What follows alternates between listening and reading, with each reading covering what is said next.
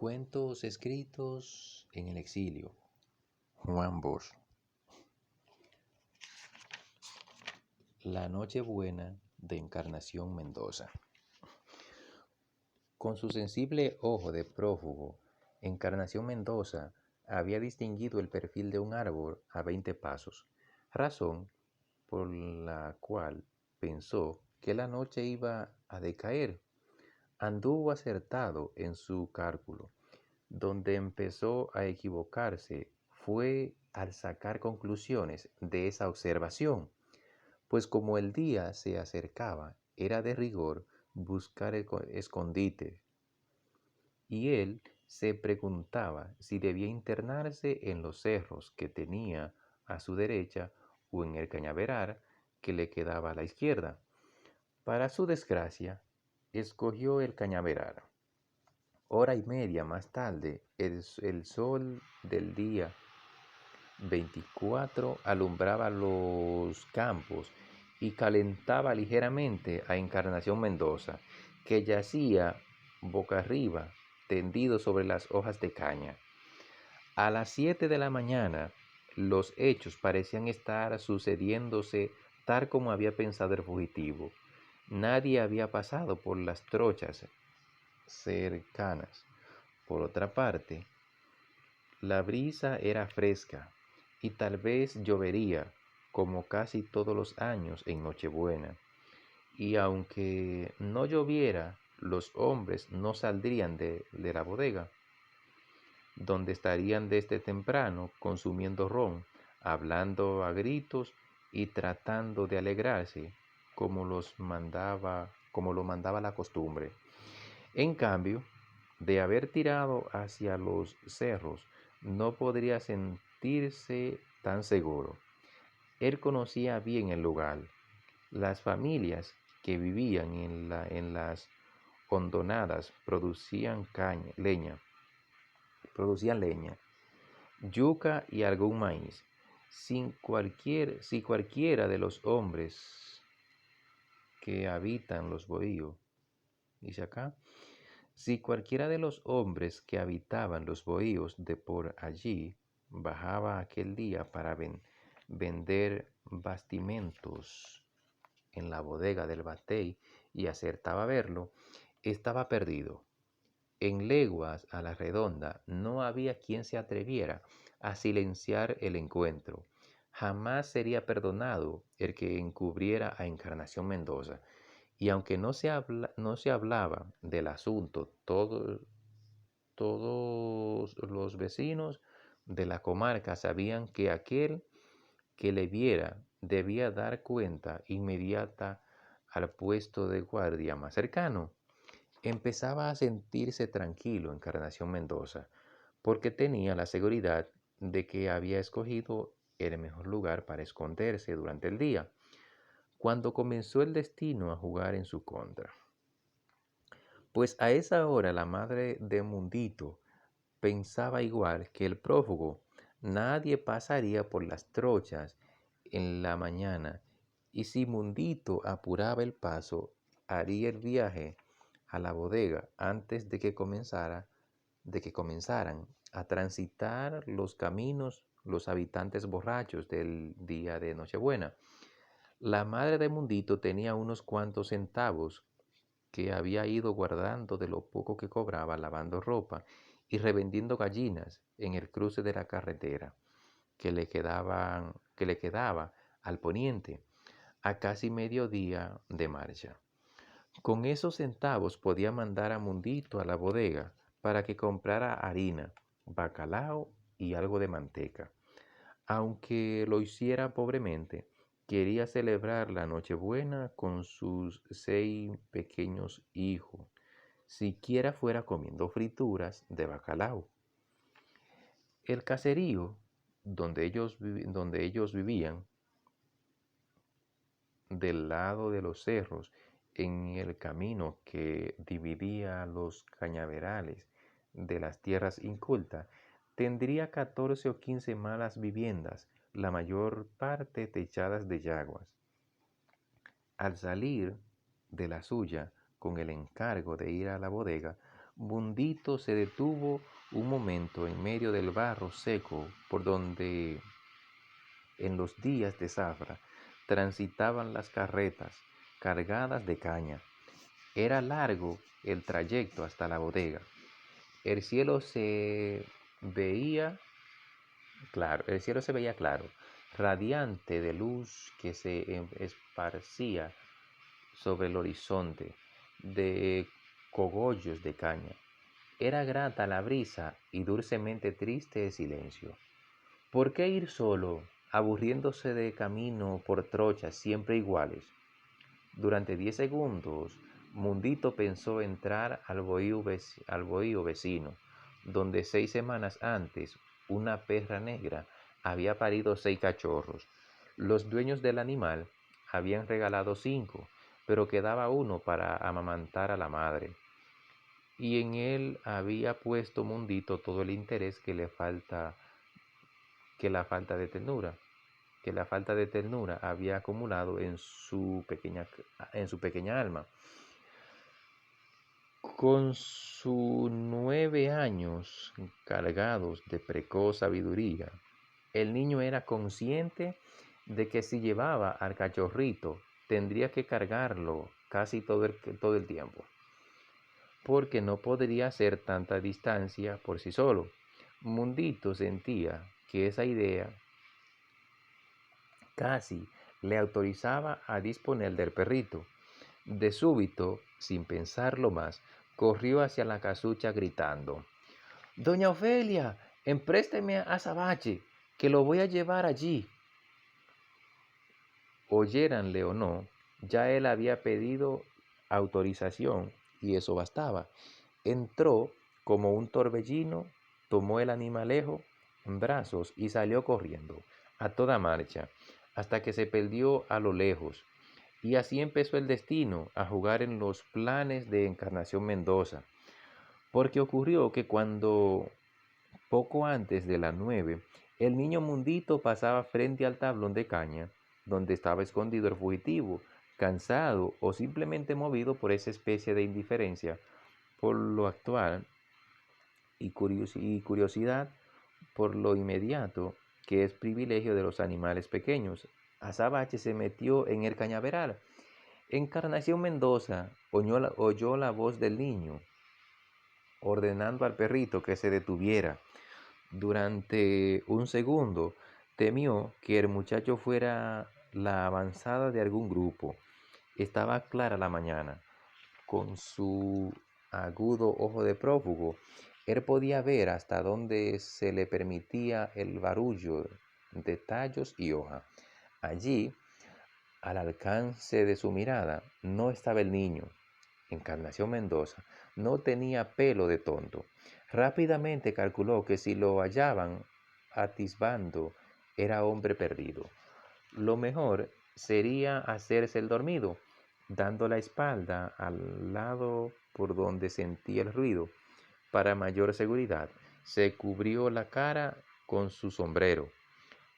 El negro cachorrito correteó jugando con las hojas de caña, pretendiendo saltar, torpe de movimientos, y cuando vio el fugitivo echado, empezó a soltar diminutos y graciosos ladridos, llamándolo a veces y gateando para avanzar. Mundito iba acercándose cuando de pronto quedó paralizado. Había visto al hombre, pero para él no era simplemente un hombre, sino algo imponente y terrible. Era un cadáver. De otra manera no se explicaba su presencia allí, y mucho menos su postura. El terror le dejó frío. En el primer momento pensó huir y hacerlo en silencio para que el cadáver no se diera cuenta. Pero le parecía un crimen dejar a Azabache abandonado, expuesto al peligro de que el muerto se molestara con sus ladridos y lo reventara apretándolo con las manos. Incapaz de irse sin el animalito e incapaz de quedarse allí, El niño sentía que desfallecía. Sin intervención de su voluntad, levantó una mano, fijó la mirada en el difunto, temblando mientras el perrillo reculaba y lanzaba sus pequeños ladridos. Mundito estaba seguro de que el cadáver iba a levantarse de momento. En su miedo, pretendió adelantarse al muerto. Pegó un salto sobre el cachorrito, al cual agarró con nerviosa violencia por el pescuezo y a seguida, cabeceando contra las cañas, cortándose el rostro y las manos, impulsado por el terror, ahogándose, echó a correr hacia la bodega. Al llegar allí, a punto de fallecer por el esfuerzo y el pavor, gritó señalando hacia el lejano lugar de su envoltura: «En la colonia, Adela, hay un hombre muerto». A lo que un vozarrón áspero respondió gritando: «¿Qué está diciendo ese muchacho?». Y como era la voz del sargento Rey, jefe de puesto del central, obtuvo el mayor interés de parte de los presentes, así como los datos que solicitó del muchacho. El día de Nochebuena no podría contarse no podría contarse con el juez de la Romana, para hacerse el levantamiento del cadáver, pues debía andar por la capital disfrutando sus vacaciones de fin de año. Pero el sargento era expeditivo. 15 minutos después de haber oído a Mundito, el sargento Rey iba con 2 números y 10 o 12 curiosos hacia el sitio donde yacía el presunto cadáver. Eso no había entrado en los planes de Encarnación Mendoza. El propósito de Encarnación Mendoza era pasar la Nochebuena con su mujer y sus hijos. Escondiéndose de día y caminando de noche, había recorrido leguas y leguas desde las primeras estribaciones de la cordillera en la provincia del Ceibo, rehuyendo todo encuentro y esquivando bohíos, corrales y cortes de árboles o quemas de tierra. En toda la región se sabía que él había dado muerte al cabo Pomares, y nadie ignoraba que era hombre condenado donde se le encontrara. No debía dejarse ver de persona alguna, excepto de Nina y de sus hijos, y los vería solo 1 hora o 2 durante la noche. Tenía ya 6 meses huyendo. Fue el día de San Juan cuando ocurrieron los hechos que le costaron la vida al cabo Pomares.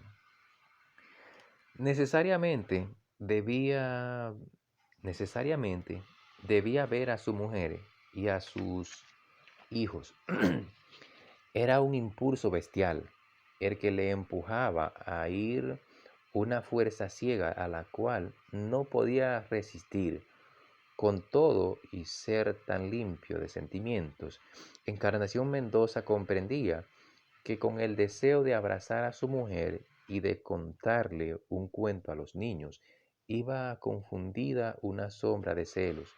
Pero además necesitaba ver la casucha, la luz de la lámpara iluminando la habitación donde se reunían cuando él volvía del trabajo y los muchachos le rodeaban para que él lo hiciera reír con sus ocurrencias. El cuerpo le pedía ver hasta el sucio camino. El cuerpo le pedía ver hasta el sucio camino que se hacía lodazar en los tiempos de lluvia. Tenía que ir o se moriría de una pena tremenda. Encarnación Mendoza estaba acostumbrado a hacer lo que deseaba. Nunca deseaba nada malo y se respetaba a sí mismo. Por respeto a sí mismo sucedió lo del día de San Juan, cuando el cabo Pomares le faltó pegándole en la cara a él, que por no ofender no bebía y que no tenía más afán que su familia. Sucediera lo que sucediera, y aunque el mismo diablo hiciera oposición, Encarnación Mendoza pasaría la Nochebuena en su bohío. Solo imaginar que Nina y los muchachos estarían tristes, sin un peso para celebrar la fiesta, tal vez llorando por él, le partía el alma y le hacía maldecir del dolor. Y le hacía maldecir del dolor. Pero el plan se había enredado algo. Era cosa de ponerse a pensar que si el muchacho hablaría o se quedaría callado. Se había ido corriendo a lo que pudo colegir Encarnación por la rapidez de los pasos, y tal vez pensó que se trataba de un peón dormido. ¿Acaso hubiera sido prudente alejarse de allí, meterse en otro tablón de caña? Sin embargo, valía la pena pensarlo dos veces, porque si tenía la fatalidad de que alguien pasara por la trocha de ida o de vuelta y le veía cruzando el camino y le reconocía, era hombre perdido. No debía precipitarse, no debía precipitarse. Ahí, por de pronto, estaba seguro. A las 9 de la noche podría salir, caminar con cautela, orillando los cerros, y estaría en su casa a las 11, tal vez a las 11:15. Sabía lo que iba a hacer. Llamaría por la ventana de la habitación en voz baja y le diría a Nina que abriera, que era él, su marido. Ya le parecía estar viendo a Nina con su negro pelo caído sobre las mejillas, los ojos oscuros y brillantes, la boca carnosa, la barbilla saliente. Ese momento de la llegada era la razón de ser de su vida. No podía arriesgarse a ser cogido antes. Cambiar de tablón en pleno día era correr riesgo. Lo mejor sería descansar, dormido. Despertó al tropel de pasos y a la voz del niño que decía: «¡Estaba ahí, sargento!». ¿Pero en cuál tablón? ¿En ese o en el de allá? En ese, aseguró el niño. En ese podía significar que el muchacho estaba señalando hacia el que ocupaba Encarnación, hacia uno vecino o hacia el de enfrente. Porque a juzgar por las voces del niño y el sargento, se hallaban en la trocha, tal vez en un punto intermedio entre varios tablones de caña. Dependía de hacia dónde estaba señalando el niño cuando decía ese. La situación era realmente grave, porque de lo que no había duda era de que ya había gente localizando al fugitivo. El momento, pues, no era de dudar, sino de actuar. Rápido en la decisión, Encarnación Mendoza comenzó a gatear con suma cautela, cuidándose de que el ruido que pudiera hacer se confundiera con el de las hojas del cañaveral batida por la brisa. Había que salir de allí pronto, sin perder un minuto. Oyó la áspera voz del sargento. «Métase por ahí, Nemesio, que yo voy por aquí». «Usted, solito, quédese por aquí». Se oía murmullos y comentarios mientras se alejaba, agachado, con paso felino. Encarnación podía colegir que había varios hombres en el grupo que le buscaba. Sin duda, las cosas estaban poniéndose feas. Feas para él y feas para el muchacho. Quienquiera que fuese, porque cuando el sargento Rey y el número Nemesio Arroyo recorrieron el tablón de caña en que se habían metido, maltratando los tallos más tiernos y cortándose las manos y los brazos, y no vieron cadáver alguno, empezaron a creer que era broma lo del hombre muerto en la colonia Adela. ¿Tú estás seguro que fue aquí, muchacho? Preguntó el sargento. Sí, aquí era, afirmó Mundito, bastante asustado ya. Son cosas de muchachos, sargento. Son cosas de muchachos, sargento. Ahí no hay nadie, terció el número Arroyo. El sargento clavó en el niño una mirada fija, escalofriante, que lo llenó de pavor. Mire, yo venía por aquí con azabache, empezó a explicar al Mundito, y lo iba corriendo a Sina, lo cual dijo al tiempo que ponía el perrito en el suelo, y él cogió y se metió ahí. Pero el número Solito Ruiz interrumpió la escenificación de Mundito, preguntando, ¿cómo era el muerto? Yo no le vi de la cara, dijo el niño, temblando de miedo. Solamente le vi de la ropa. Tenía un sombrero en la cara. Estaba sina de lado. ¿De qué color era el pantalón? Inquirió el sargento. Azul y la camisa como amarilla, y tenía un sombrero negro encima de la cara. Pero el pobre Mundito apenas podía hablar. Se hallaba aterrorizado, con ganas de llorar.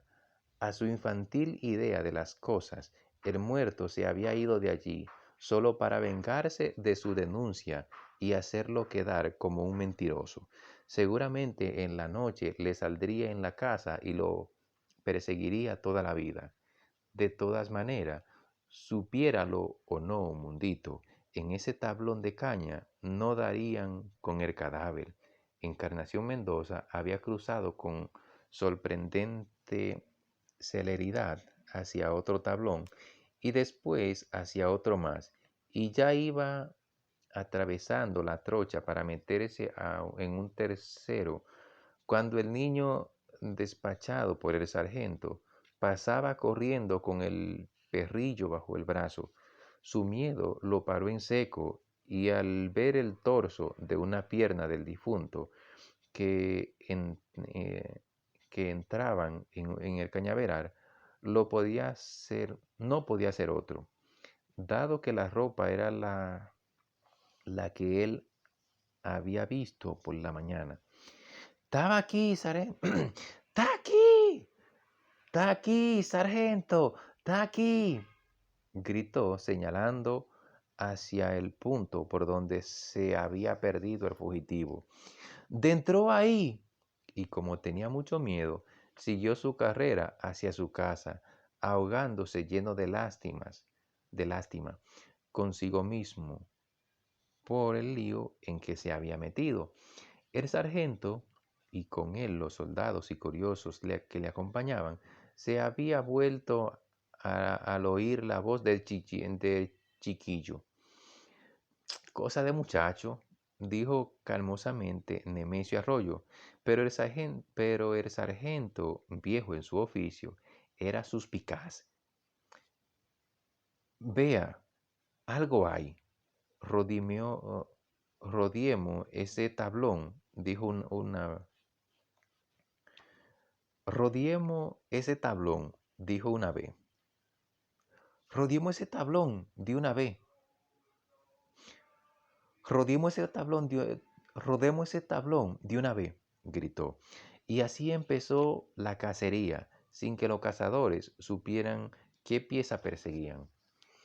Era poco más de media mañana, repartidos en grupos, cada militar iba seguido de 3 o 4 peones, buscando aquí y allá, corriendo por las trochas, todos un poco bebidos y todos excitados. Lentamente, las pequeñas nubes azul oscuro que descansaban al ras del horizonte empezaron a crecer y a ascender cielo arriba. Encarnación Mendoza sabía que ya estaba más o menos cercado, solo que a diferencia de sus perseguidores, que ignoraban a quién buscaban, él pensaba que el registro del cañaveral obedecía al propósito de echarle mano y cobrarle lo ocurrido el día de San Juan. Sin saber a ciencia cierta dónde estaban los soldados, el fugitivo se atenía a su instinto y a su voluntad de escapar y se corría de un tablón a otro, esquivando el encuentro con los soldados. Estaba ya a tanta distancia de ellos que si se hubiera quedado tranquilo hubiese podido esperar hasta el oscurecer sin peligro de ser localizado, pero no se hallaba seguro y seguía pensando de tablón y seguía pasando de tablón a tablón. Al cruzar una trocha fue visto de lejos. Al cruzar una trocha fue visto de lejos y una voz proclamó a todo pulmón: «¡Allá va, sargento! ¡Allá va! Y se parece a Encarnación Mendoza». ¡Encarnación Mendoza! De golpe todo el mundo quedó parado. ¡Encarnación Mendoza!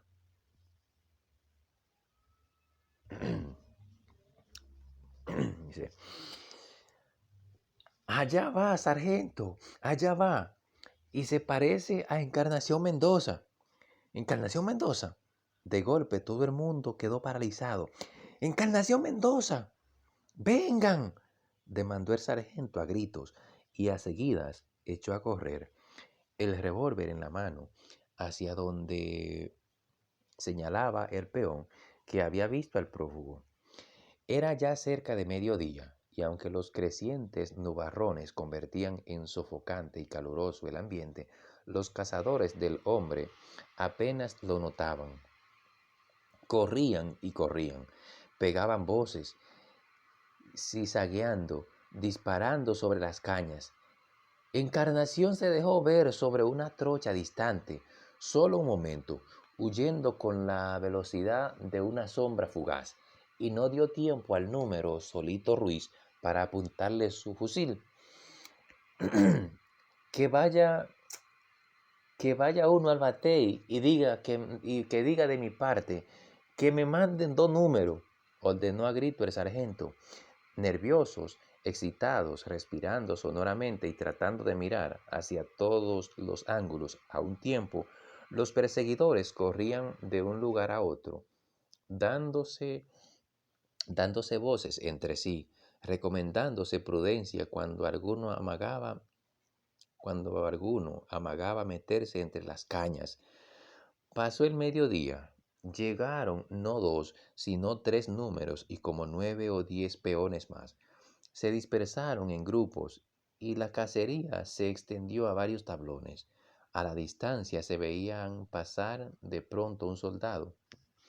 A la distancia se veían pasar de pronto un soldado y 4 o 5 peones, lo cual entorpecía los movimientos, pues era arriesgado tirar sin gente amiga. Si era arriesgado tirar si gente amiga estaba al otro extremo. Del batey iban saliendo hombres y hasta alguna mujer. Y en la bodega no quedó sino el dependiente, preguntando a todo hijo de Dios que cruzaba: ¿Ya lo habían cogido? ¿Ya lo habían cogido? Encarnación Mendoza no era hombre fácil, pero a eso de las 3 en el camino que dividía el cañaveral de los cerros, esto es, a más de 2 horas del batey, un tiro certero le rompió la columna vertebral al tiempo que cruzaba para internarse en la maleza. Se revolcaba en la tierra, manando, manando sangre, cuando recibió 14 tiros más, pues los soldados iban disparándole a medida que se acercaban, y justamente entonces empezaban a caer las primeras gotas de la lluvia que había comenzado a insinuarse a media mañana. Estaba muerto Encarnación Mendoza, conservaba las líneas del rostro, aunque tenía los dientes destrozados por un balazo del Mauser. Era día de Nochebuena y él había salido de la cordillera a pasar la Nochebuena en su casa, no en el batey, vivo o muerto. Comenzaba a llover, si bien por entonces no con fuerza, y el sargento estaba pensando algo.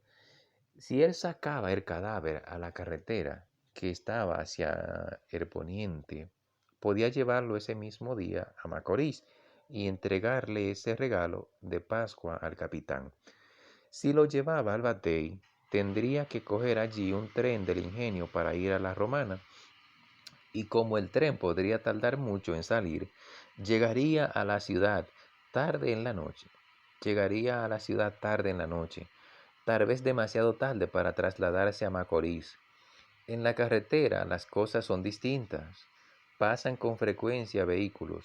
Él podría detener un automóvil, hacer bajar la gente y meter el cadáver o subirlo sobre la carga de un camión.